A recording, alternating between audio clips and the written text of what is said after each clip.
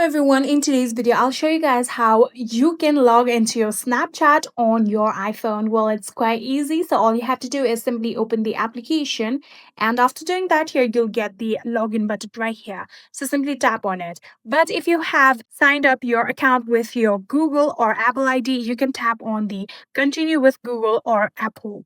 Since I have created it manually, I'm going to tap on login, and then here you'll need to enter your username, your email address, or your phone number of your Snapchat account.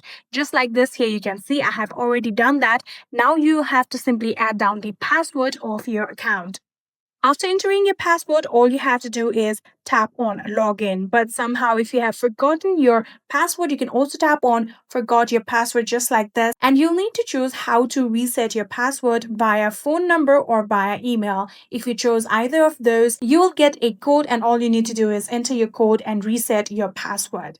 So for now, since I have entered my password, all I have to do is tap on login just like this. And here you can see I have now successfully been logged into my Snapchat account. If I simply go to profile right here you can see my username and my profile detail. And that is it. I hope this video was helpful to you guys. If it was, please do not forget to hit that subscribe button and like our video. Thank you so much for watching. See you in the next.